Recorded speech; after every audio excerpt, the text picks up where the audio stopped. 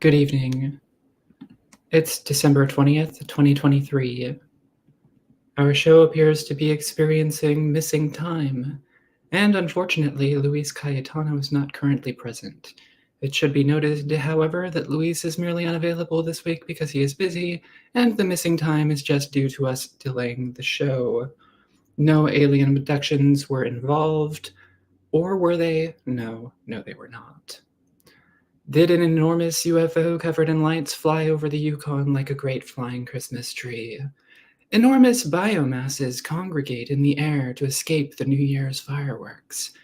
Do academics treat the UFO topic as a taboo? A little assassin hides in the history of military UFO investigations. All this and more tonight.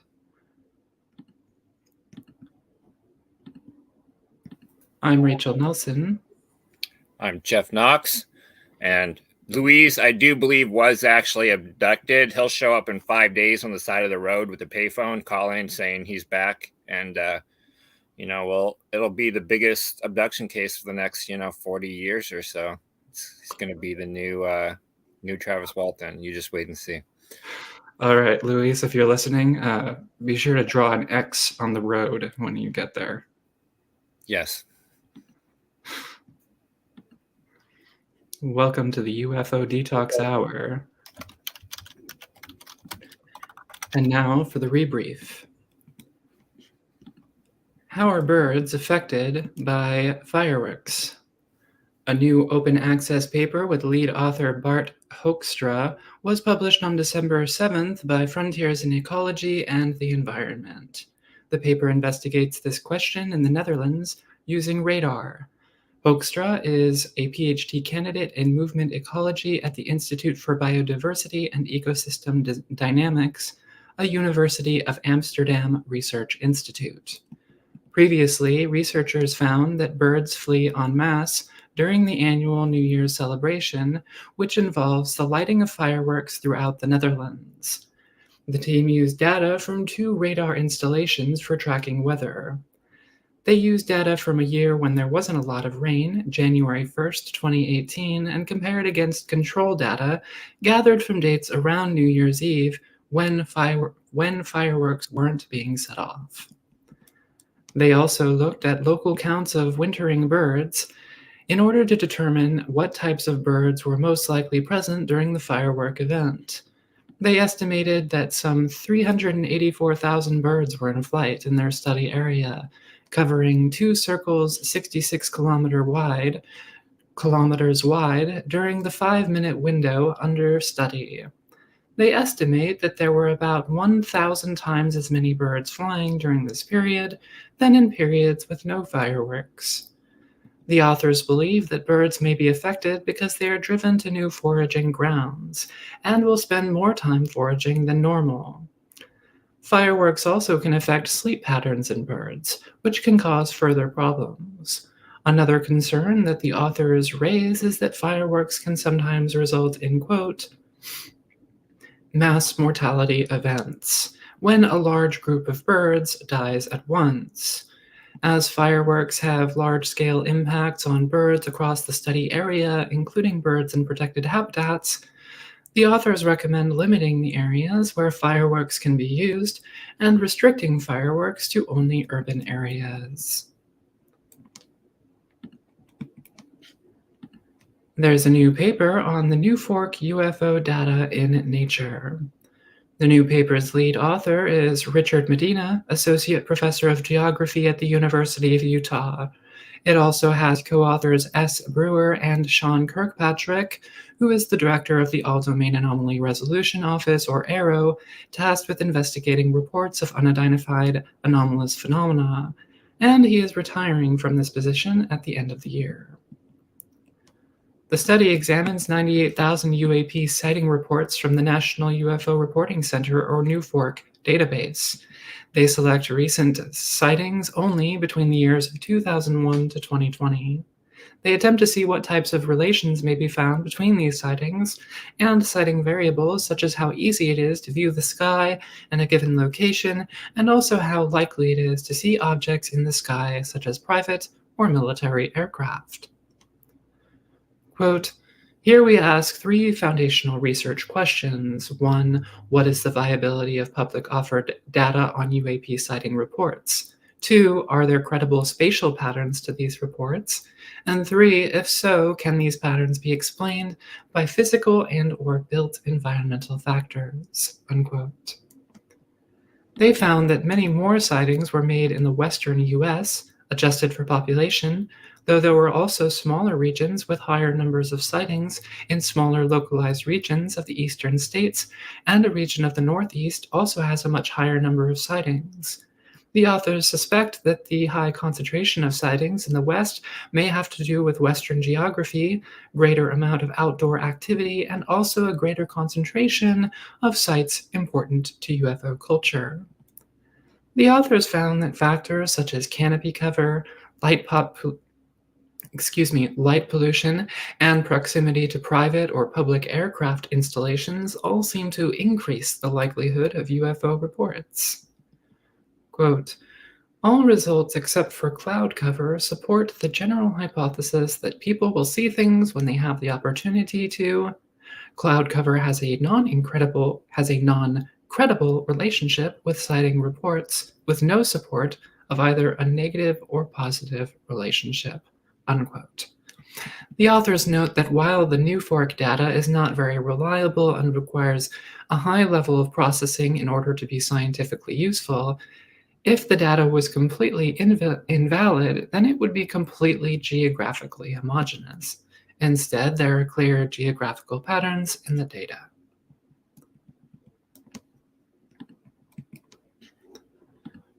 What did the humpback whale say?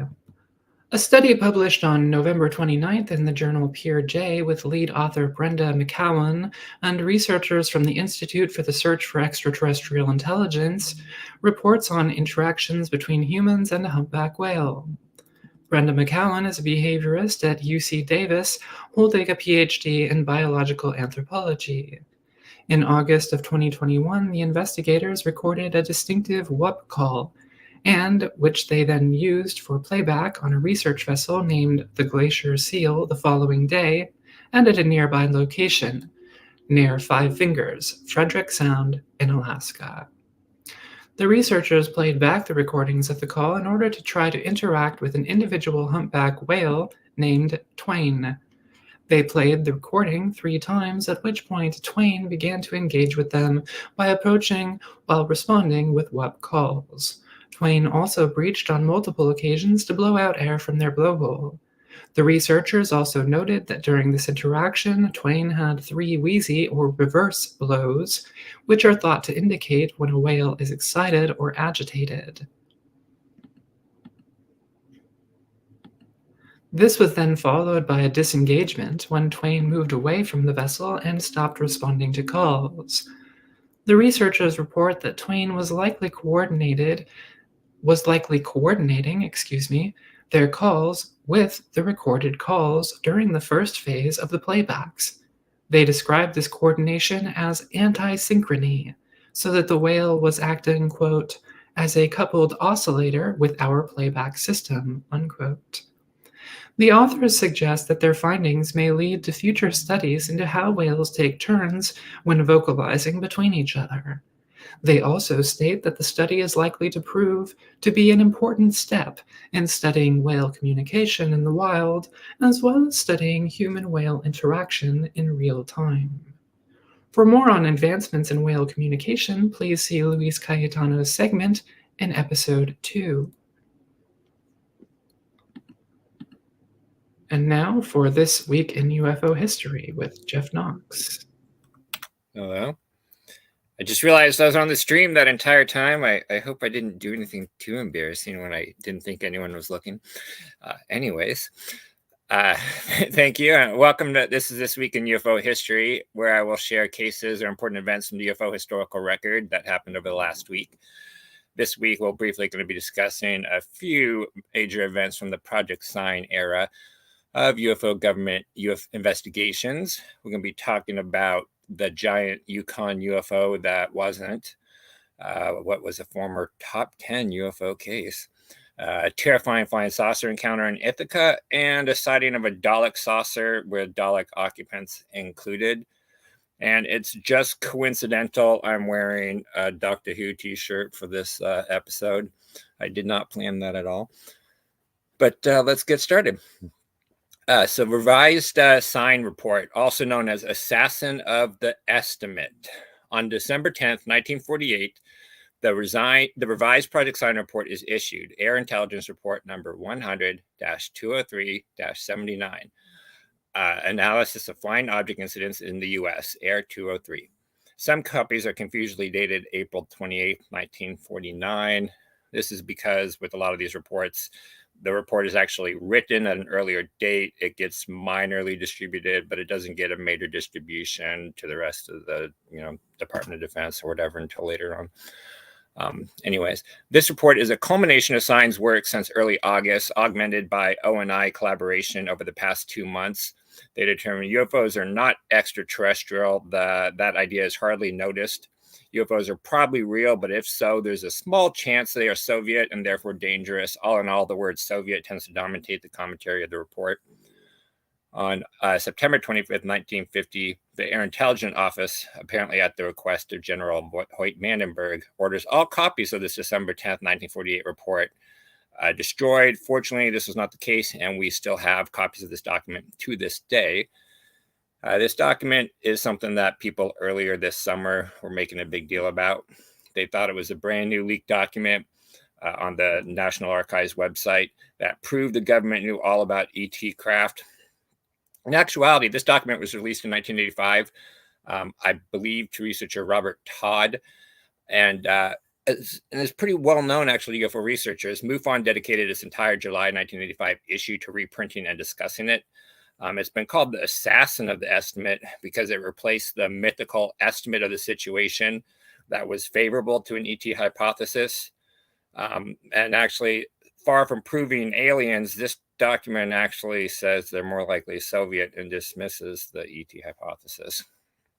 On December 16th, 1948, so 6 days later, J.L. and Hynek would officially be tasked with joining Project Sign to study UFOs, mostly looking for astronomical explanations for the cases. This is through a contract with Ohio State University that he had.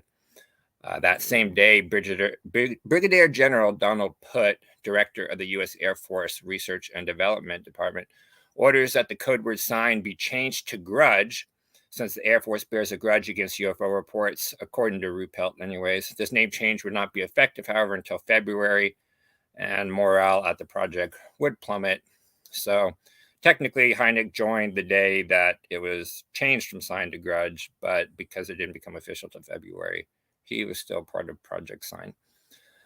And now let's move on to our actual UFO cases for the day. The giant Yukon UFO, or the Cosmos 2335 rocket booster re-entry. On December 11th, 1996, at 7 to 9 p.m., at least 31 people in the Yukon Territory, Canada, witnessed a giant UFO. Indications are that it may be the size of several football stadiums. The sightings principally take place in 4 locations in the central Yukon along a 134-mile stretch of the Klondike Highway: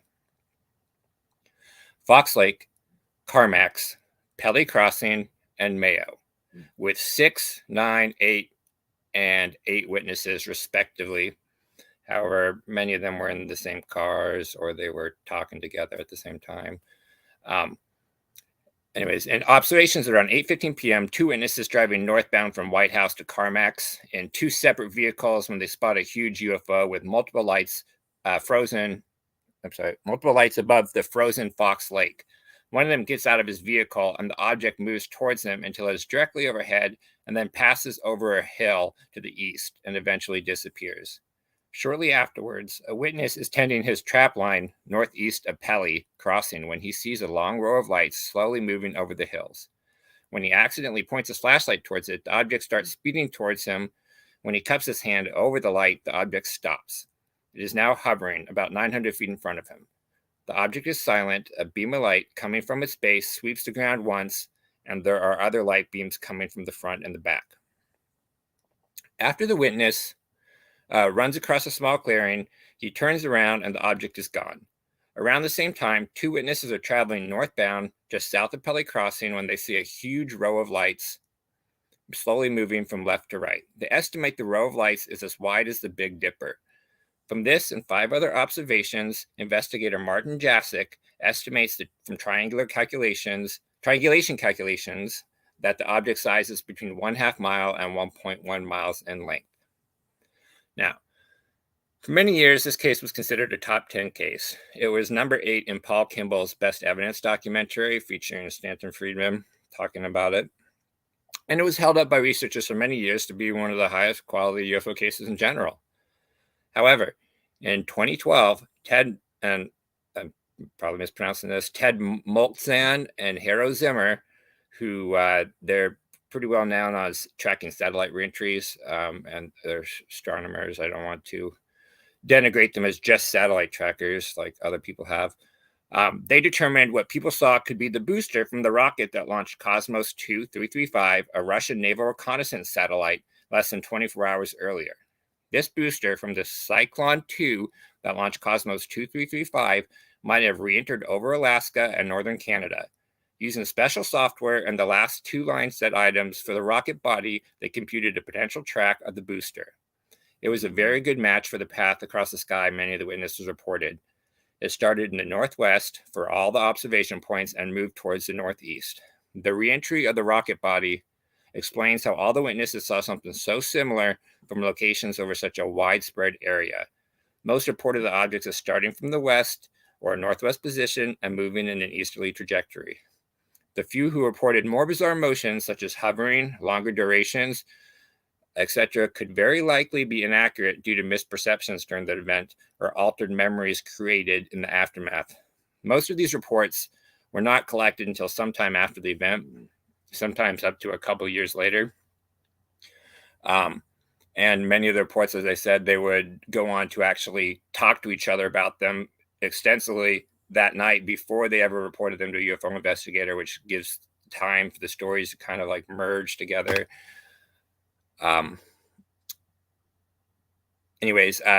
So Tim Printy was actually able to find at least one newspaper article reporting this event as a meteor sighting, not a UFO. That article mentions many meteors that night. It also mentions 2 balls of light seen by many observers that were moving from west to east in the northern sky at about 8 p.m. This is not the first time and it won't be the last time a reentry event, either from a satellite, a rocket, or a natural object like a meteor, would be mistaken for a UFO. Reentry objects are commonly described as cigar-shaped with windows, perhaps one of the most familiar cases being the famous Charles Whitted case, where they're pilots and they saw what they thought was a cigar-shaped object flying by their aircraft. That actually just turned out, again, to be a meteor. Another famous similar reentry event was in South Africa a couple of days before the Ariel School incident. There was a rocket reentry event that was widely reported, and there was hundreds of UFO sightings reported in the news in the days before the Ariel School event. So the thing is, witnesses allow their preconceptions of what UFOs to look like to produce a craft with windows when all that was really visible was points of light against a dark sky. It's sort of like a Rorschach test. People's expectations and other factors determine what they will see in an ambiguous image. Our minds try to create structure and patterns and effects, and that ends up affecting what, in fact, we see. And if you look at the earlier photos that I had shared, you can see a reentry event, and you can see reentry event. You can see how somebody might think that was a cigar shaped with lights if that's what they were expecting to see. And actually, if you look at the famous 1936 Italy case, not the 33 one that Grush talks about, but the 36 one that's associated with it and regularly talked about it, that was also right smack dab in the middle of one of the most famous large-scale meteor sighting events in Italy in August, I believe, 1936. So we get this a lot, and those images on the screen are actually images that people drew of either satellite or meteor reentries that people interpreted as craft. So it's pretty common. All right, next on to the Ithaca's terrifying flying saucer epidemic. On December 12th, 1967 at 7 p.m., Rita Malley is driving home from work on Route 34 in Newfield, New York, with her son, her young son. She notices a red light above her. As it draws close, she sees it as a disc-shaped object as large as a boxcar moving at about 90 feet above the road. Then it passes overhead and causes the car to go off the road into a ditch. Malley becomes terrified. Her son is in the back seat, and he looks immobilized with his eyes bugged out. A white beam emanates from the humming object above her, and she hears voices in her head saying that her son would not remember this and that a friend of hers has been killed in a car accident. This turns out to be true. The car then moves out of the ditch and back onto the road, facing the wrong way. She finds now that she can control the car again, and she speeds home. Our next case is the cigar hovering over a clothesline, where you see entities and occupant that, in my mind, looks kind of like a Dalek. On December 16th, 1957, between 2 a.m. and 3 a.m., Mary M. Starr, a resident of Old Saybrook, Connecticut, and a former teacher with a master's degree from Yale, is awakened by a bright light in her room. A cigar-shaped object, brightly lit and with square portholes, hovers just above her clothesline. She can see men inside of it. The object is approximately 20 to 30 feet long, dark gray or black in color, hovering motionless about 5 feet above the ground. Though its light is windows, Starr sees two figures that pass each other, walking in opposite directions. Now, I mentioned, I don't know if you guys know what Doctor Who is, but in Doctor Who, the Daleks look kind of like that in machine cases, and it reminds me of the Dalek saucers that they have in the episode. Now, this is actually 6 years before Doctor Who would first air, so at least in this case, we know there is no cultural contamination from Doctor Who causing a UFO sighting, but who knows? Maybe Doctor Who got inspiration from this. Not likely, but if you'd like to learn more about these cases or want to keep up with events and cases that happen every day of the year, be sure to check out my post on Twitter. I'll post the links to all these case threads under the video today, and I will also share them on our Discord, as well as some other references and videos and documentaries like about the Yukon case that you might want to check out. And that's what I got for you guys. Back to you, Rachel. Thank you, Jeff. Can everyone hear me? Okay, thank you.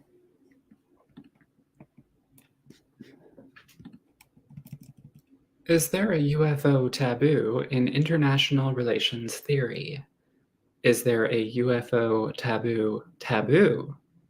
In 2008, Sovereignty and the UFO by political scientists Alexander Wendt and Raymond Duval was published in the journal Political Theory. The paper is well known for presenting UFOs as a challenge to anthropocentric sovereignty, particularly among people who study UFOs. And because of this, the paper argues, there is an official taboo surrounding UFOs.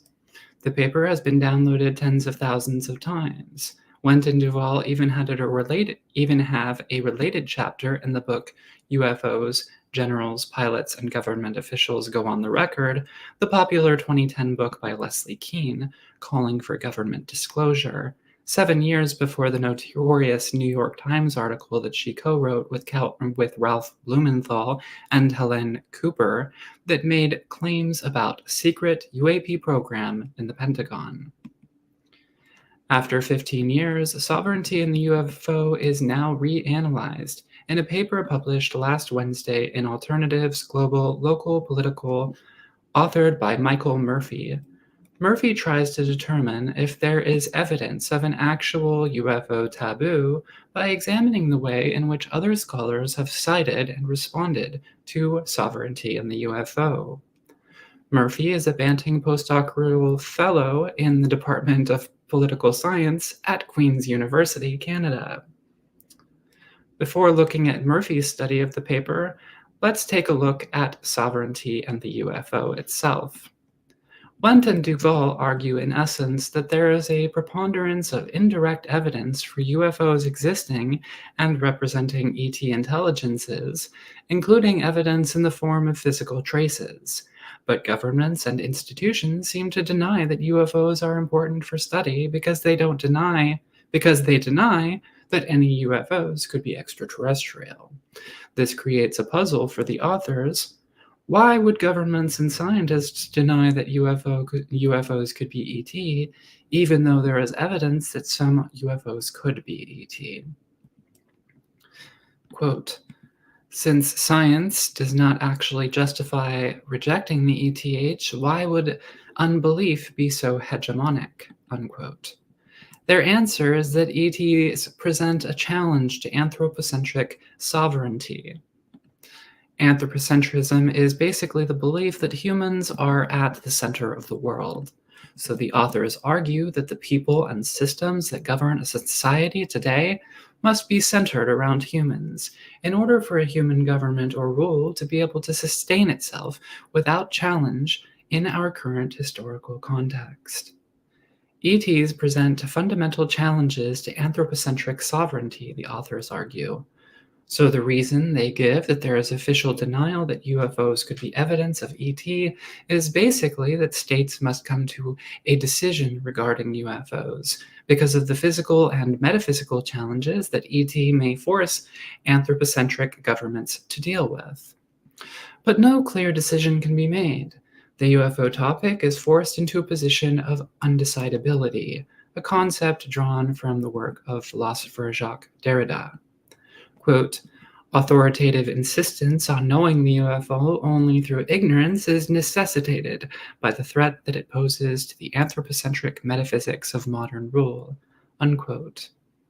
The authors argue then that the solution to this problem is to publicly break the UFO taboo, and the only way to do that is by engaging in a critical theory of anthropocentric rule. Not only this, but they add that in order to create such a critical theory, there must be a systematic scientific study of UFOs. Quote, for a critical theory of anthropocentric rule, therefore, a science of UFOs, ironically, is required, and not just a science of individual cases after the fact, which can tell us only that some UFOs lack apparent conventional explanations. Rather, in this domain, what is needed is, paradoxically, a systematic science in which observations are actively sought in order to analyze patterns from which an intelligent presence might be inferred. Unquote.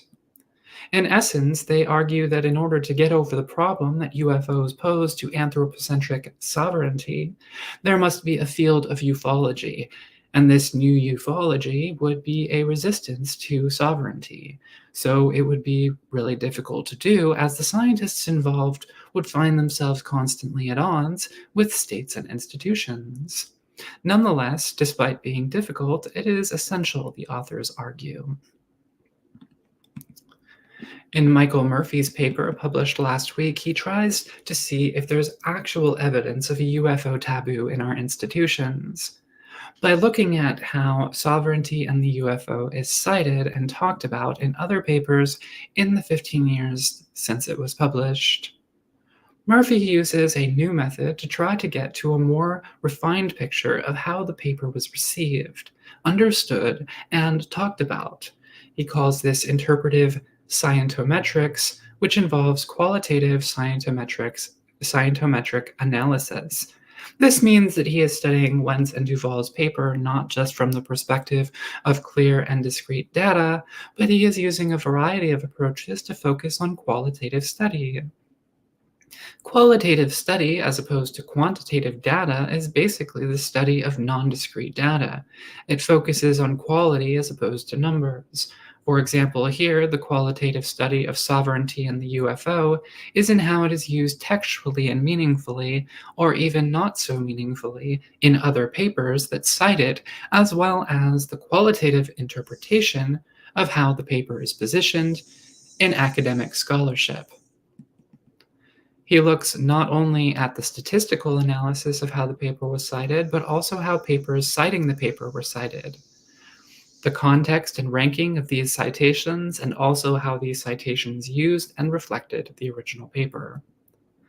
By simply relying on one method or another, one might not get very much information about a possible UFO taboo, but by looking at the fullest picture possible, Murphy hopes to see if the workings of a UFO taboo might be visible in the papers themselves and the way that they construct meaning. Murphy uses Google Scholar to gather all the citations for sovereignty and the UFO, all of Wentz and Duvall's contemporaneous papers, citation rates for all of the papers in the 2008 volume Political Theory, a manual review of various journal volumes that include papers on international relations, and all papers with sovereignty in the title. Sovereignty in the UFO has the median number of citations for Wentz articles published during this period, while it has the second highest number of citations among Duvall's articles, not suggesting a taboo in terms of number of citations. Murphy also finds that in the context of citations of all articles examined in political theory, sovereignty in the UFO ranks middle to upper tier in journal rankings. Quote, in the context of the journal citation, it is difficult to identify this single article as one impacted by a taboo, given its placement in terms of citation, unquote. To address the issue that some of the articles aren't about international relations and are in different subfields that may have different rates of citation, Murphy looks at papers including the term sovereignty and finds that the paper still ranks middle to upper tier. This thematic comparison demonstrates that the article in question has been cited at a higher rate than other works on a similar topic of a comparable vintage. However, Murphy contends that there may be a kind of, quote, softer kind of taboo, unquote, which is created through a lack of engagement with the article. By following the citations over time and looking at how they are used, he finds both more quantitative data about the paper's impact, but also more in terms of the sociocultural meaning of those citations. Murphy wants to see if we can make any inferences about the paper's relation to the prestige economy of academic publishing. Looking at how often the paper has been cited over time, there is a gentle upward trend in the number of citations. He looks at how papers citing Wendt and Duvall were ranked according to Google Scholar and SciMago journal ranking quartiles. These papers skew to the first quartile, or upper tier journals, and some papers have been cited hundreds of times. He looks at the frequency with which articles citing Wendt and Duvall also include the word UFO in them, finding that the UFO taboo is likely not influenced meaningfully by avoidance of the term UFO. Murphy then looks at how the authors citing sovereignty and the UFO actually use it in their papers. He broke papers into two categories. One is of passing citations, where the paper only appears in the embedded citation or footnotes in regards to sovereignty, and the other is substantive, or papers that talked about the original paper for a sentence or more. While some papers mention UFOs or extraterrestrials in passing or not at all, others also address the paper specifically and discuss it in terms of taboo or limits of international relations.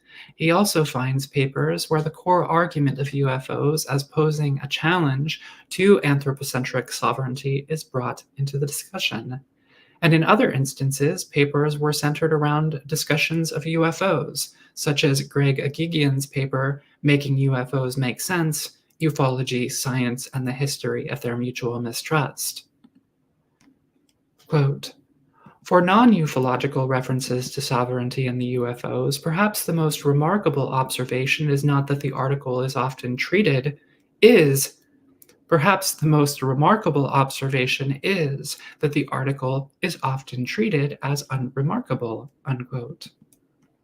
Murphy found that passing engagements with the article were more likely to be neutral, while substantive engagements were more likely to be positive than passing ones. Ranking articles by journal quartile rating, passive references were far more common than substantive ones in the first quartile. By comparison, the much lower number of citations in the three lower ranking quartiles are equally likely to use either passive or substantive references. He also notes that no substantive article reached the 100 citation threshold. The new method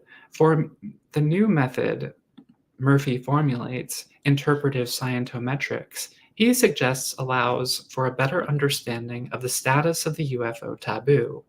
He doesn't mean the social status in the world outside of journal papers, as he states he's not trying to find causal mechanisms.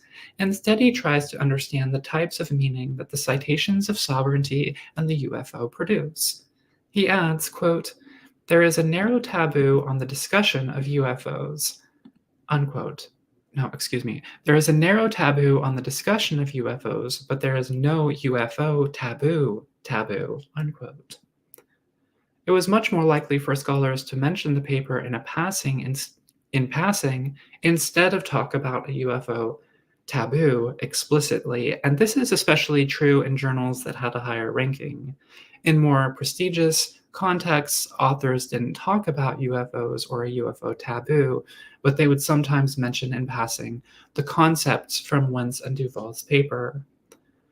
There appears to be a taboo, but not around mentioning the UFO taboo. Instead, it is a taboo about talking about UFOs. This taboo is enacted in a subtle way because those papers that avoid the UFO topic are also in the lion's share of papers, and they are given more prestige by far if we base prestige on their journal rankings. Quote, It is not that the UFO prevents people from talking about UFOs, but that it prevents people from really talking about UFOs," unquote.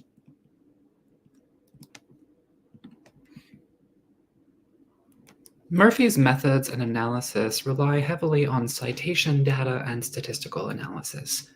He only then relies on the specific meaning and context within scholarly publications while carefully and systematically building off of these other qualitative approaches. Even when the meaning of citations is discussed, this meaning is kept to a minimum and is further examined using statistical analysis. This leaves very little room for subjective errors as compared to a study that would only have looked at meaning and social context without examining it from the standpoint of data. One issue may be that the term taboo is never actually given a functional definition. Depending on how we define the term, Murphy's conclusions may be correct or they may be incorrect. Went and Duvall also don't give a precise definition. However, they do define a UFO taboo as, quote, "a prohibition in the authoritative public sphere on taking UFOs seriously," or "thou shalt not try very hard to find out what UFOs are," unquote.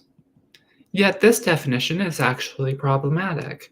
Both Sovereignty and the UFO and Murphy's paper talk about the UFO taboo as though it is one that is enacted without any spoken or written prohibition.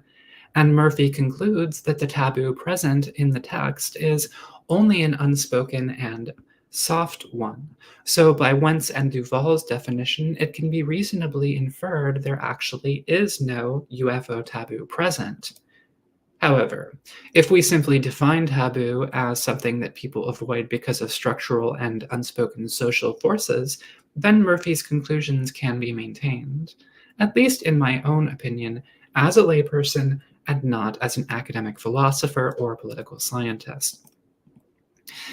Now, an argument could also be made that the original paper doesn't properly identify the causes of a UFO taboo. For example, a central premise is that the evidence of ETs is too great to be dismissed, and this premise is necessary to show that there is actually a puzzle surrounding the dismissive responses of institutions. So if this premise is wrong, then the whole argument falls apart. There is a large body of physical traces and instrumental data that are indirect evidence of ET intelligence, Went and Duvall argue, and there is a large body of eyewitness reports. Yet most experts on UFOs in recent years would reject this as good evidence at all. Most UFO cases are found to have one of a variety of different conventional explanations, such as space debris, balloons, and so forth. So, for example, the nature of UFO evidence. See, for example, the nature of UFO evidence, Two Views, by Vicente Juan Ballester Olmos and Thomas E. Bullard, two veteran UFO researchers. This paper was published in the summer of 2017, just months before Keene, Cooper, and Blumenthal's infamous New York Times article. In it, Ballester Olmos writes, for example, quote, "Case after case, when duly documented and analyzed, is demolished or downgraded. Every day that goes by, we hear of another classic UFO case, long considered uncanny and insoluble, now probed and found to have an ordinary, conventional cause. Here is one of the most recent discoveries. For years, Western ufologists have praised the 1979 dossier by Gendilis, Menkov, and Petrovskaya, reviewing a collection of apparently unsolvable UFO sightings in Russia, mainly centered on a 1967 wave. UFOs were not an American construction after all, yet investigations by Dr. Yuli Platov first, and recently work by Jim Oberg, completely trashed the reliability of the Soviet research, showing that most of 1967 cases corresponded to Russian military space activities, the Fractional Orbital Bombardment System, or FOBS. Another piece of scientific evidence that failed, unquote. In response to Carl Sagan's aphorism, extraordinary claims require extraordinary evidence, Wendt and Duvall say, quote, "Some evidence warrants reasonable doubt," unquote, while also admitting that the evidence that exists is not itself extraordinary. They don't actually address this problem of extraordinary claims, which is that they require more assumptions than more ordinary claims. But moreover, their argument rests on the idea that there even is some indirect evidence, which is actually unlikely. The authors write, quote, "The UFO, in contrast, emerges in a context free of extant theory and empirical research, and raises fundamental questions about the place of human beings in the universe," unquote. But if there is no extant theory or empirical research, how can this raise fundamental questions about the place of human beings in the universe?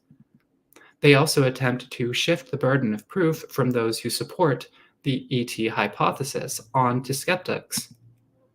Quote, "Is it known scientifically that UFOs are not ETs, and to reject the ET hypothesis, it is not known, scientifically that UFOs are not ETs, and to reject the ET hypothesis is therefore to risk a type 2 error in statistics or rejecting a true explanation.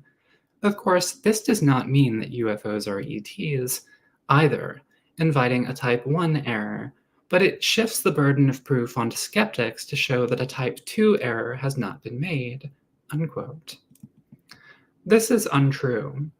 A type 1 error is a false positive, in other words, claiming something true that is in fact not true. A type 2 error is a false negative, or claiming something false when it is actually true. However, simply identifying that an unproven claim could be a type 2 error is not enough to shift the burden of proof to the skeptics. This is especially the case if it's very improbable that the claim is a type 2 error. There are many other parameters for what makes a hypothesis worthwhile to study. As the skeptical sociologist Marcello Truzzi has argued, since there are many possible hypotheses, one must, for practical purposes, start with hypotheses that require less assumptions. The claim that UFOs are ET is an extraordinary one, meaning that it requires many unproven assumptions to be true. But it is not supported by any substantial scientific evidence that UFOs are ET. The authors are committing a fallacy called false balance, though perhaps inadvertently. In other words, they are acting as though the ET hypothesis is actually as well supported as any alternative hypothesis for UFOs, when in fact it isn't. There are much more plausible hypotheses that could be studied. Here is a restatement of Wentz and Duvall's above claims, but with a different extraordinary hypothesis instead of UFOs. It's not scientifically known that UFOs are not created by sperm whales. Therefore, to reject the sperm whale hypothesis is to risk a type 2 error in statistics or rejecting a true explanation. Of course, this doesn't mean that UFOs are created by sperm whales either, inviting a type 1 error. This shifts the burden of proof onto skeptics to show a type 2 error has not been made. Is the burden of proof now on skeptics to prove the sperm whale hypothesis wrong, or the flying puppies hypothesis, or the ionized spider silk bubbles hypothesis, or the Santa Claus hypothesis? And so on and so forth. In all cases, the burden of proof cannot be shifted onto the claimant for an extraordinary claim.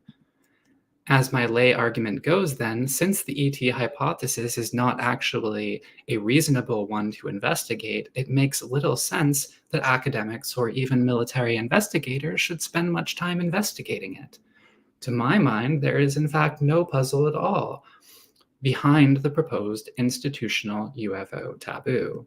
However, even if I, a layperson, am correct, this doesn't mean that there is no UFO taboo.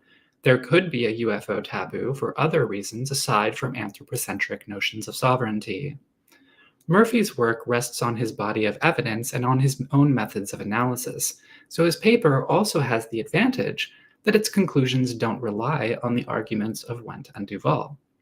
This means that even if Wendt and Duvall are incorrect in their explanation of a UFO taboo, Murphy's conclusions can still be true. There could still be a UFO taboo, just for different reasons. My final point also doesn't negate any truths or useful investigations that sovereignty and the UFO and mercy. Excuse me. My final point also doesn't negate any truths or useful investigations that may be gleaned from sovereignty and the UFO and Murphy's study of it. So this means that it is not a critique, but more of an observation of both papers' shortcomings. And that is that they rely on textual sources of evidence. To really understand if something like a taboo exists, then it's necessary to gather data in the field, as well as to do qualitative studies. This means relying not just on the textual data, but also interviewing people, observing and studying social events, and doing case studies.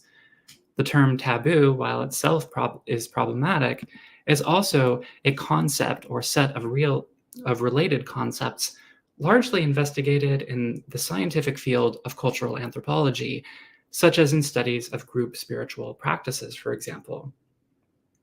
Taboos may be investigated on paper, but most of this data relating to something like taboo is actually found outside of scholarly studies, in the direct social interactions of scholars and researchers. To close out this piece, I would like to ask, why are UFOs important? For me personally, I think it's because they stand at a crossroads of complex systems, such that every topic in public discourse is associated with them in some way, including deep space-time, rare and exotic atmospheric events, biology, our home environment, lived experience, spirituality, meaning, belief, society, culture, media, trickery, military intel, and what have you. So by trying to understand the UFO topic, one is really trying to understand all sorts of systems in our world that are very relevant and likewise very difficult to deal with. And UFOs exist/do not exist at the crossroads of the subjective and objective, the true and the false, just like any good legend. They rapidly approach the ineffable, or what Wendt and Duvall call the unknowable. They're the exemplar of interdependence in the sciences, as well as in Western spirituality. And in that interdependence is often found the interdependence of truth and falsehood. Where things are unknown, it is easy to be fooled into thinking something is known that is not. If an individual holds caring for others as a core value, then ultimately they must also rely on truth about others, or the closest approximation one can get. Because if one cannot understand the truth about other beings, how can one possibly be able to care for them? It makes little sense then, to me, to reduce all UFOs to having a single answer, especially if it's highly improbable. Indeed, doing so defeats the purpose of even trying to understand UFOs. Explanations like ETs, disclosure mythology, plasmoids, or what have you cannot function to explain much about people's UFO reports. They may at best only work to explain a small minority of them, but they also just don't do the topic justice, not even remotely. It could then be that the reason that people don't like to talk about UFOs is just because they are very difficult to talk about.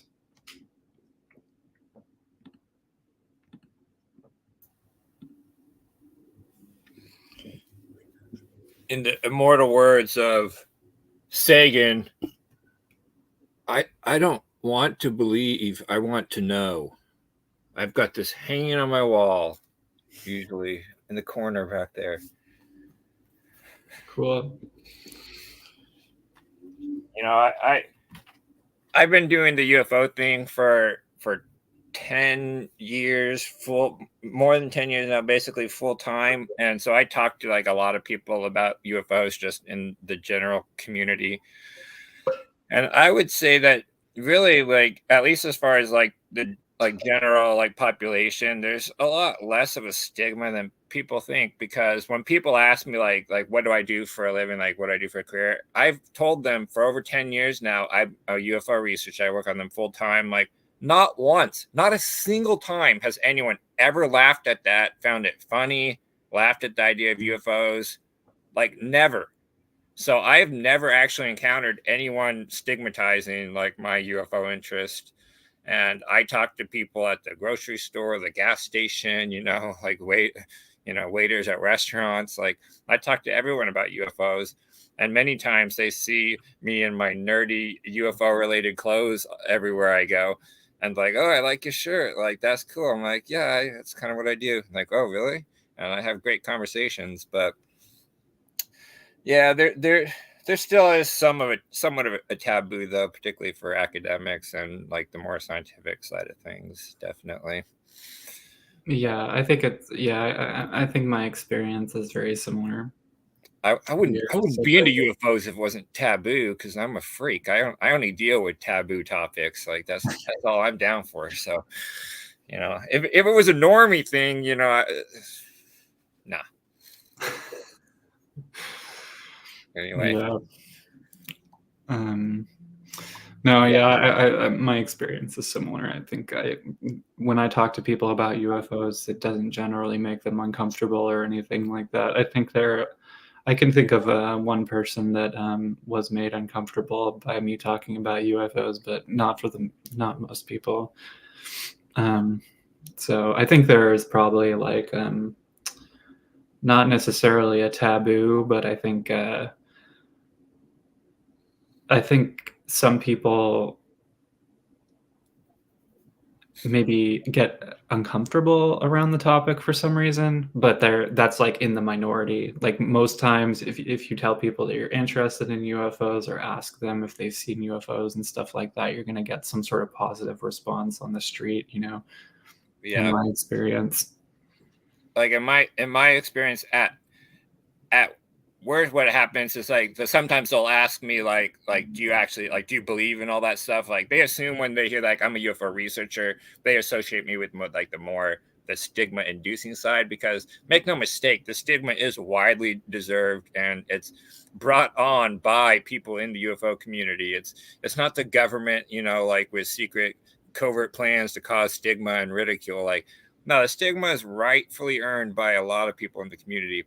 But in my cases, like, some people I think initially assume, like, because they say I research UFOs, that I'm into all like the crazy things. Like, I believe, aliens are abducting people, and I do have to clarify, because they'll ask me like, what do you actually believe all that stuff? Like, do you believe in UFOs? And I have to clarify, it's not about belief, right? Like belief presumes UFOs are like a certain thing. Like, so when people say, do you believe in UFOs? They usually mean, do you believe UFOs are alien spaceships that are, coming to Earth and visiting us?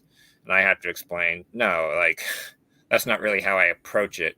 I approach the topic like agnostically, right? Like, it's not really about like the ultimate reality of it. Like, I study it for the psychosocial, like the religious aspects, the mythological and folklore aspects. And I try and I'm not an academic, but I try and approach it more like an academic might. So I try and approach it more seriously, and sometimes I have to explain that. I still worry sometimes on Twitter, like when I get followed by an academic, like because I do a lot of research about things like conspiracy theory, misinformation, and stuff like that. And sometimes I'll get followed by these academics that also do that.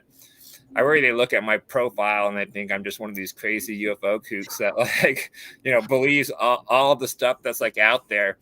But that's not the case. Like, it's actually kind of a shame that the more stigma-inducing side of ufology affects the more serious side of ufology and creates that kind of like, not necessarily a taboo, but associations of like, a lot of more out there things. Ufology harms itself, basically. What do you think briefly about the new study in Nature with co-author Sean Kirkpatrick? Oh yeah, I think it doesn't really. I mean, there isn't really a whole lot new in that. Like, it's kind of like obvious, like duh kind of stuff that pretty much nothing in that paper we didn't already know from countless other statistical studies of UFO report databases. And as pointed out, when you're just running stats on like a large scale database like that, a lot of the data is just kind of going to be garbage. It's not like it's like manually handled and like analyzed and like cases. These are the good cases and these are the bad cases, and you only analyze the good ones. Like, so there's really limited value in that kind of stuff, and it didn't really add anything all that new. I always kind of wonder how much involvement Kirkpatrick actually had in these papers, right? Like, this is what the second paper that he's been on.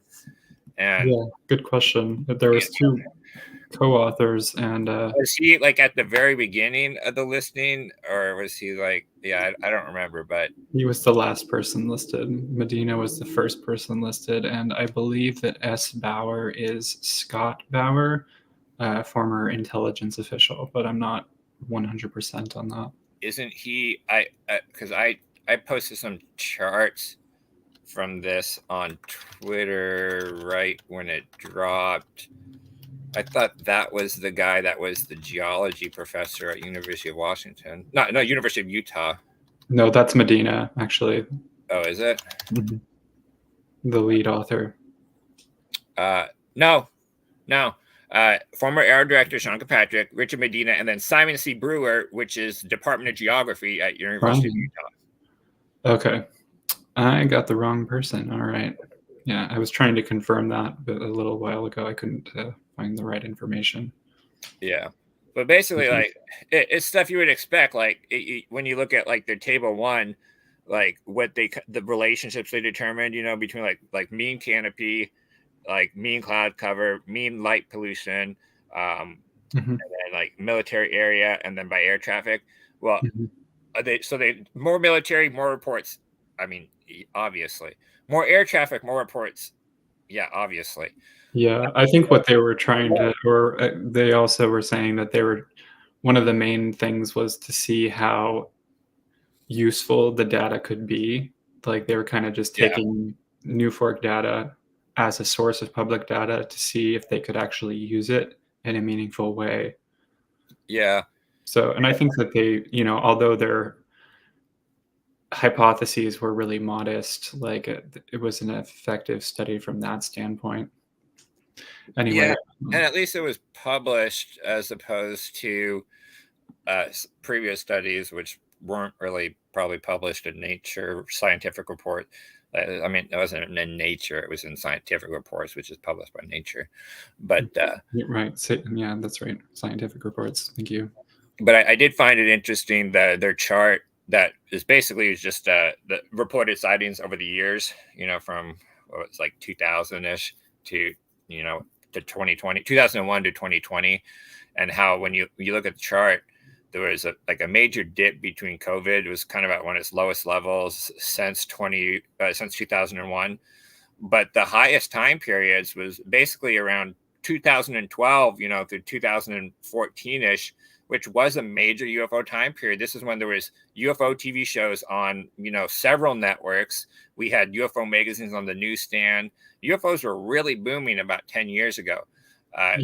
Compared to right now, there's actually relatively little UFO media content, in the media, which, is kind of odd, because you think if UFOs are booming post 2017, why is there little to nothing in the media about news about UFOs? Like, yeah, you've got major outlets that have covered UFO stories, but as far as like general UFO content for consumption, like UFO docuseries and documentaries, there's been very little. We've got like Unidentified, the Netflix thing, right? Like UFO Witness. There was the show, the 4-episode Showtime special. There's really only been like a handful of shows in the last 5 or 6 years, like about UFOs outside of Ancient Aliens. But back 10 years ago, UFOs were booming, sightings were booming. Now, sightings are on the way up since COVID, but they're still not at the levels that they were back then. Yeah, I talked about you had the 2008 Chicago O'Hare thing, and then 2010 Leslie Kean's book as well. And 2017 wasn't. 2017, the 2017 article, it was nothing new. It was just presented as though it was new and a big deal, but it was actually just all PR. I mean, that's the way I see it. And 2017 is when you start that, like I say, it was at a low, it was at the bottom drop. Like, I mean, it was like a straight down line, and then they put that news article out, and then UFO sightings start to skyrocket back up again. Like, it wasn't even until it wasn't even actually COVID. It was 2017 is when the UFO sightings started to skyrocket after it got that much media attention, which kind of shows this whole report kind of release phenomenon that happens, right? Like, when UFOs are in the media, like, more people report UFO sightings. When we started to get shows like X-Files and stuff in the 90s, UFO sightings went up, Like, whenever there's more UFO media coverage, UFO sighting reports also go up. They're still not at the high, and we've discussed this before. People argue maybe people just aren't reporting UFOs anymore to organizations like New Fork or MUFON, so they're not truly representative. A lot of people argue that people are just skipping UFO groups and posting straight to TikTok, straight to Twitter, straight to YouTube, and there probably is a limited extent to that. But again, that data is not going to be very useful. Like, if a UFO report hasn't been reported, if it hasn't been investigated, there's very little useful information you can take from that, like, particularly when you're doing like a large scale study and trying to find features and characteristics that would, actually, relate to the UFO phenomenon. All right. Well, thank you, Jeff. So I'm going to get ready to close this out here. That's it.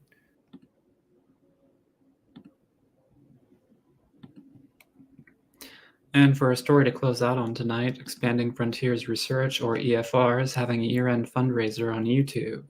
The Utah-based 501c3 nonprofit organization, with Executive Director Erica Lukes and trustees Jack Brewer and Barry Greenwood, uses archival documents and Freedom of Information Act requests to provide original investigative reporting. This often involves reporting on the activities of public figures associated with the UFO topic today.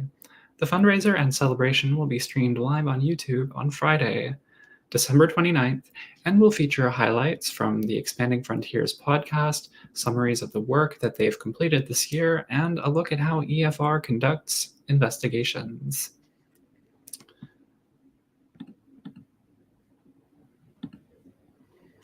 Before we go, if you enjoy this show, we would like you to please consider subscribing to our channel, the UFO Detox Hour. Please also hit the like button and hit the notification bell icon if you'd like to get notified about upcoming videos, and come and join our cozy and intimate live chat. A great plus for joining the live chat is that you can give us constructive feedback on the air, live, especially if we make any factual errors. However, there's no guarantee I'm going to read the comments during the show, so but I will see them afterwards and do with them as I see fit. You can also join our Discord, which can be found in the episode description. Please be sure to check out our respective content.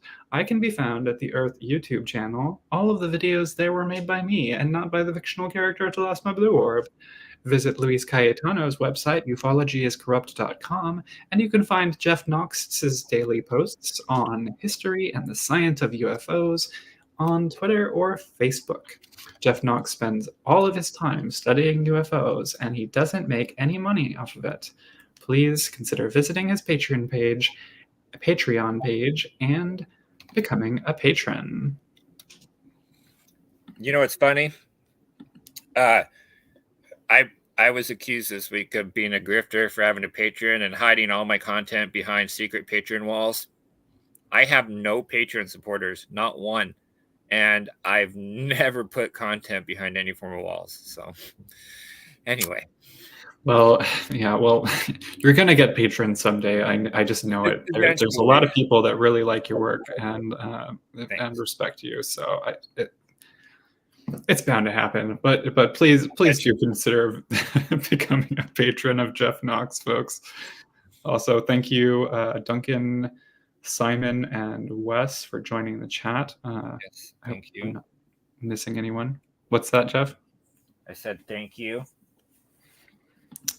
Obligatory Dorothy view. Dorothy, thanks you all for showing up. Whoops, that's not the right one. Sorry. You were censored by the aliens. What's going on here? Thank you. Yay. All right. All right. Have a good night, everybody. Check you later. Bye.